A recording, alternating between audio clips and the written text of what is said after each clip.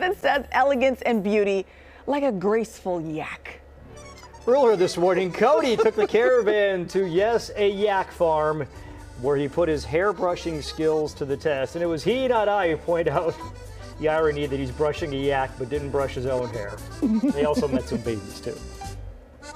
Been hanging out with Jenna and Greg this morning at Sierra Valley Yaks, and we noticed that there's these beautiful prayer flags here. And I was like, well, what's the story?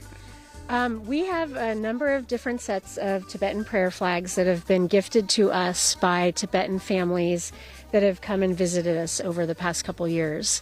And what happens is they reach out to us. They drive up from the Bay Area. All of them have been virtually from the East Bay. And they come and visit us because they want to connect with the yaks that we have here. Many of them have never actually been in front of yaks. They've never met yaks, even though they're from the Himalaya. So for them to be able to come and see ours is a really important moment for them.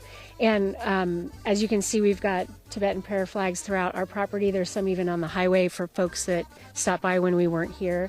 And they leave these for us. They also leave blessing scarves, what are known as kata.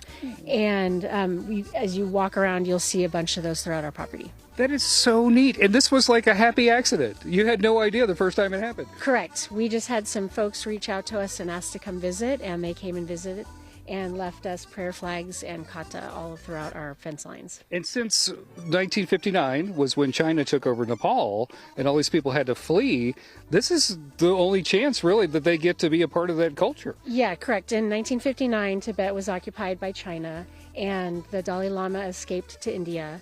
And so for many folks, they have never been around yak. They were born and raised in India, and then they have moved to the United States. And so this, in some cases, is the first time they've ever been around the native animal for them. But wait, there's more to this story. Okay, something really special happened. You had a calf, and it had an ear tag, was number 59. Correct. A couple of years ago, we had a calf, and her ear tag happened to be number 59. And she had just been born very recently. And when we had a Tibetan family here, one of their daughters was standing right at this fence line and she saw the ear tag number and she said, "Does that one have a name yet?" And I said, "No, she actually doesn't." And she said, "Can we name her?" And I said, "Of course, have at it." And wasn't really quite prepared for what she came up with, but the name that she gave her was Freedom.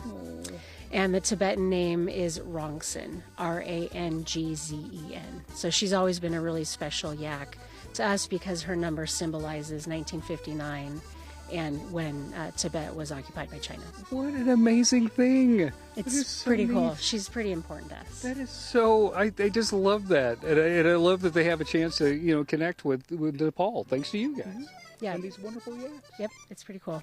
If people want to know more about what you guys got going on, what do they need to do? I'll let Greg answer that Greg, question. what do they need to do? www.sierravalleyyaks.com. Fantastic. You did great, Greg. You did great. All right, there you go. Back to you guys. Thank you, Cody.